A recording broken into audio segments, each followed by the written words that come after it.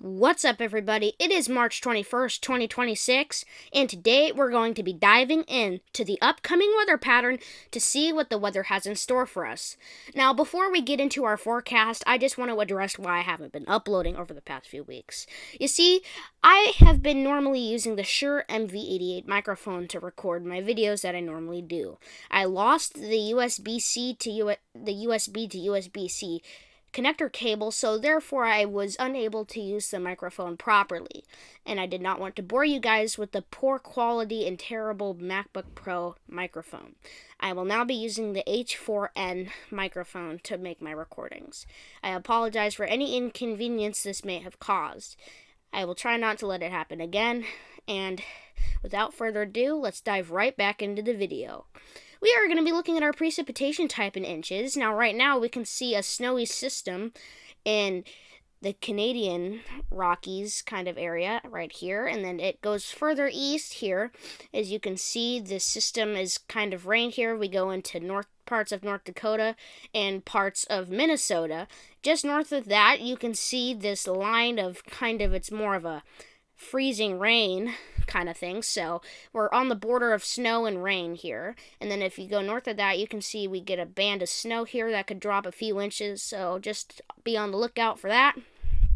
As we scroll on, we could see this maybe intensify slightly as we get it going in towards the Great Lakes region this afternoon at around, actually in just a few hours here at 11 a.m. on this day. And as we scroll on through the days on the 22nd, you can see the system going through and intensifying in the lobster state of Maine, where all the lobsters come from. So, could drop a few inches, like I said. Get ready for the snow. Roads may be jammed up, but I wouldn't be surprised if it is nothing bad. As we scroll on through the 24th, you can see we get these minor to moderate snow systems here in Canada and the Great Lakes region.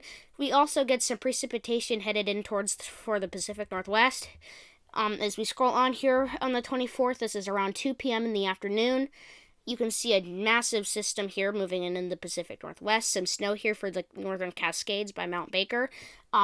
Just north of that into British Columbia, Canada, you can see widespread snow systems here. Could drop up to 10 or 12 inches. Maybe I wouldn't be surprised. As we scroll on, you can see the system kind of staying. We get part of it moving here, kind of like we saw, moving down into the Great Lakes region. We could see some ice here as we get this low pressure system underway here. We can see a lot of ice and pretty widespread, but just north of that into Ontario, Canada, you can see this move more north into Ontario is where all the snow is going to be for right now. As we scroll on, you can see there's a high pressure system here moving into the Pacific Northwest. Could bring some warmer temperatures here, and then this high eventually moves further east. We've got a low pressure system here in Ontario. Some snow for Maine and Quebec, Canada, and that is the end of our run here. So without further ado, let's look at our 2-meter temperature anomaly in Fahrenheit. Right now, there are actually some pretty crazy weather events happening down south. Make sure to stick around till the end of the video. We'll be covering all of that. We've got a lot of heat. This is actually disgusting. That's going to get very hot. On the day, the 21st, this is at 2 p.m. today. It gets boiling. Like, I would imagine. This is like 35 degrees above average. Like, there's red flag warnings and heat warnings, and we'll get to that at the end of the video, so make sure to stick around. As we scroll on here, you can see this doesn't seem to be going anywhere. It does fluctuate a little bit as we get some cooler temperatures here in the Pacific Northwest and Great Lakes region here on the 23rd at around 5 a.m. in the morning. As we scroll on, we can see an Arctic shot here preparing itself here in Canada. You can see this warm kind of heads towards the west while we get some cooler temperatures here in the east to cool things down. As we scroll on here, this heat decides to expand a little more on the 25th at 2 p.m. We get some minor to moderate cold here in the Pacific Northwest of Oregon and Washington. Just north of that here into British Columbia, that's when it gets cold. Same thing said for a lot of southern Canada here in the Hudson Bay, Ontario, Quebec area. While the desert is southwest is going to get very warm, so I'm talking about even north into Montana and parts of Canada. It's going to get very warm and above average here. This is around 5 p.m. on that same day, the 26th. As we scroll on here, we can see it gets Pretty cold here for the Pacific Northwest, pretty warm here for the desert southwest and east of the Rocky Mountains here. It gets pretty cold here by Maine and Quebec, Canada, and also same thing can be said for Alberta and British Columbia, Canada, and I wouldn't be surprised if it's colder even north of that.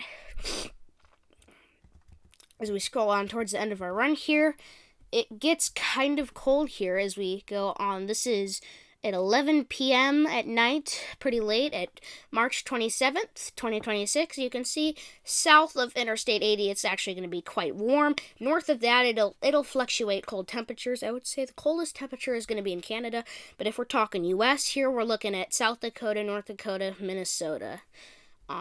That's just about it for that. But now we got to look at our 2-meter temperature in Fahrenheit. You can see it's actually kind of warm here down in Texas. Very warm here in the desert of Southwest, California, Arizona. Might even be approaching 90 to 100 degrees Fahrenheit, so it could get really warm there. Make sure you're wearing sunscreen, and I would recommend just not even going outside at all. It could cause a severe sunburn, which can later lead to skin cancer. Can get really bad here in the desert of Southwest, and it's March, so this is kind of shocking and out of the ordinary, that's for sure. Well, north of the U.S.-Canadian border here, that's where we get cold. Like, we get to cool things down into the negatives. Here, as we scroll on here, it really gets warm here on the 21st, which is today at 2 p.m. here. In Nebraska and stuff here, it could be even approaching 90 or 100 degrees Fahrenheit in March. In springtime. This first day of spring was yesterday. It's crazy. And the desert is Southwest. Yeah, we may be even approaching 110. I've never seen this before. It's crazy. Even in the desert is Southwest, 110 is quite rare. We might even be doing that in Texas, in Florida also. This might get really hot. I mean, just if you're in this area, just stay indoors. Do not. It's just not a good idea. As we scroll on, we can see these fluctuating cold temperatures up here towards Maine. We may get some rising temps here on 8 p.m. on the 25th. We could see approaching 60 or 70 degrees, no pun intended. As we scroll on here, this is where it could get really hot here in Texas, Oklahoma, and east of Colorado in general.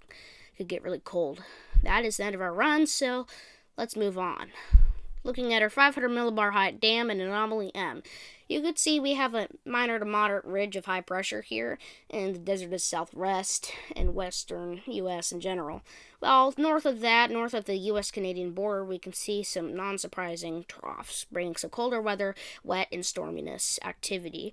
This trough has some rotation here, kind of in the Gulf of Alaska here, maybe trying to dip south a little bit here as we get a new trough forming here, maybe affecting parts of British Columbia, Washington, Pacific Northwest, that general area here. Well, we have a massive trough here, kind of by just north of Hudson Bay, kind of by Greenland here also. We could see some storminess activity and colder weather in general. This trough does decide to take over a little bit and dip south towards Great Lakes region, so just get prepped for that. It could bring some storminess weather. And also just scrolling on, you can see I feel like it's going to eventually move on to Maine and Canada here and Quebec.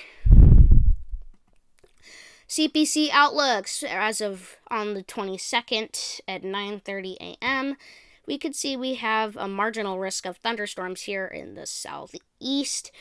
Looking at our day 2 convective outlook, we have maybe a slight risk here in the Ohio Valley area. Looking at our day 3 convective outlook, it's just about a marginal risk here. Looking at our hail outlook here, we've got a 5% chance of hail here for the southeast. Tornado outlook, we have less than 2% of all areas, so it doesn't look like tornadoes. Looking at our wind outlook, we have on the this is also on the 22nd, we could have maybe some 5% chance of wind. Looking at our combined outlook, I would say 10% severe chance would be here in Texas, Oklahoma, 5% chance here in the southeast. So that's just about it for our SPC outlooks, also known as the Storm Prediction Center. Looking at our visibility in miles here, we can have a moderate to severe system here in the Pacific Northwest of the Cascades here of Washington and Oregon. We've also got a system here in the Northeast. I'm sorry if I sound sick, by the way. I woke up with a minor cold, so I apologize for that. As we scroll on here, this is at 10 a.m. today. You can see that there is a system here moving in for the Great Lakes region, eventually moving on to Maine. In the Pacific Northwest, we could also maybe see some activity. If we go on to the day tomorrow at 6 a.m. in the morning, some extreme fog here, making visibility maybe even to 0.1 miles. So it could get really bad here. So 0.1 miles is actually very short visibility. So here in Ontario, Canada, it might get pretty crazy. Same can be said for Alberta here on 7 a.m. here on the 22nd, just about the same time. If you scroll on, things get a little better. We get a system here and there for the northeast. A few isolated areas. We could see some system here moving in through the Pacific Northwest here. We also have a system here in Ontario, Canada, and Quebec, Canada, Hudson Bay, that general area. As we scroll on to the 24th at around 1 p.m. in the afternoon, we can see that there is a foggy system here rolling in for the Pacific Northwest. Not sure what that'll do, but just pointing that out just in case. We also get some activity happening here on the 25th at around 5 a.m. in the morning for Florida, parts of Louisiana. We've got Texas, parts of Mexico, California, and not to mention the Pacific Northwest could also be experiencing some foggy conditions. At the end of our run here, we could see maybe a minor to moderate system here for the northeastern United States and Pacific Northwest, but overall nothing to be too concerned about. Looking at our total precipitation, totals in inches, we can see we have a system right here kind of in the Bahamas and Cuba. Right here, just east of that, northeast of that, we could have a system dropping maybe 0.3 inches, not even an inch yet, so nothing to be too concerned about. As we scroll on here, I'm just going to jump ahead to the 23rd at 10 p.m. in the afternoon. It's pretty late. We could see maybe a system here dropping close to an inch of water. If anything were to be dropping an inch, it would be kind of down here in the, like I said, Bahamas, Cuba, just about northeast of that. As we go to the end of our run here, this is on March 27th at 11 p.m. at night. We can see multiple inches here for the Cascades and Olympic Mountains of both British Columbia and Washington State. We could see a system here in the southeast, kind of just off the coast of northeastern Florida and off the coast of Maine here, but overall no flooding concerns in effect. There are some flood warnings though, and we'll get to that at the end of today's video. Looking at our total snow 10-to-1 ratio in inches, I wouldn't be surprised if we don't see much. However, we do have a minor to moderate system here just starting up here in northern Canada. I wouldn't be surprised if we don't see much. We're moving into springtime now, so we won't be really looking at snow right now. This system on the 23rd at 9 a.m. does move into Maine, might be dropping up to 8 inches of snow. Have fun, go sledding, do whatever. Nothing too severe unless you're in the Cascades of British Columbia. Here we might see a system moving in. As we reach the end of our run here, we could also see some good snow for the Pacific Northwest. We're talking the Cascades of mainly Washington and British Columbia. Also, we might see up to a foot of snow here for Maine. Get ready for that. Could be cool. Looking at our 14 days total snow in inches, this is our analysis 14-day. You could see this goes from 0.1 to 48 inches. We could see some snow for the Northern Rockies, Cascades, Great Lakes region. We're going to look at our season to date cumulative snow.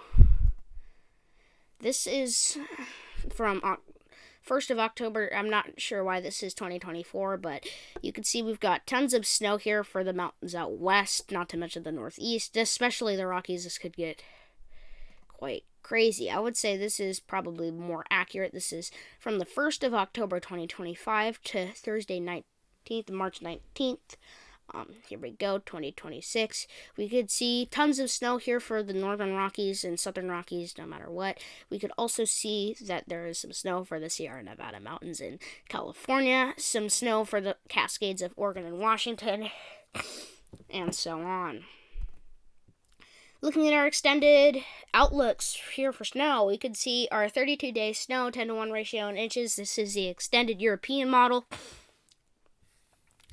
You can see here There's tons of snow for the mountains out west, tons of snow for the northeast. We may even be approaching 24 inches, so that's almost 2 feet of snow here for Maine, so just look out for that. This is on April 22nd, pretty late in the season, but just mentioning that for good cause. Looking at our 46-day snow, this is actually in May, so this is actually even crazier. This is May 6th, 2026. We should be expecting some May flowers. Man, what happened to April showers? April showers, May flowers. Not seeing. The showers are turning to snow for most places here. We might even have snow on the ground in most parts of the U.S. in May. So this is actually quite crazy here. This is a late winter, so just looking at that. Tons of snow up to several feet, maybe here for the Cascades, Sierra Nevadas, Rockies, and especially here in British Columbia. Looking at our control model, not much different, although you could see maybe a little bit less snow here overall. Nothing too concerning, although here in Ontario we may be seeing several feet here. Just looking at it. Here is the moment we've all been waiting for, looking at our National Weather Service, also known as the NWS. We are looking at the United States hazards. We've got some red flag warnings here in the pink. We've got extreme heat warnings here in the desertous southwest of, I'm sure this goes into Mexico, but it doesn't show that. We've got Arizona, California, parts of Nevada. We've got some orange, which is a heat advisory. We've got some wind advisories right here. Flood watches here for Montana. Flood warnings here for parts of Washington. Let me see if I can scroll this way. You see some winter weather advisories for Maine and Pennsylvania, that area. Looking at our CPC outlooks, also known as temperatures. So looking at this, we can see our temperatures are quite below average here in Maine. I'm trying to slide to the right here. It won't let me, but you can see very below average in the northeastern United States, very above average down here. Looking at our 8 to 14 day temperature outlook, we can see near normal and a little bit warmer here in the northeast. Looking at our 6 to 10 day precipitation outlook, very below average here in the desertous southwest. Maybe even below average here where they normally average tons of precipitation in the Pacific Northwest. 8 to 14 day, we start to get things a little better, although eastwards it may get a little drier. So that is just about it for today's video. Make sure to like and subscribe so we can hit our goal of 30 subscribers. We are only, I believe, 3 subscribers away last time I checked. Thank you guys so much for all the love and support that you guys give me. It really means a lot. So without further ado, please like and subscribe and share this video with friends and family. And I will catch you guys in the next one. Goodbye!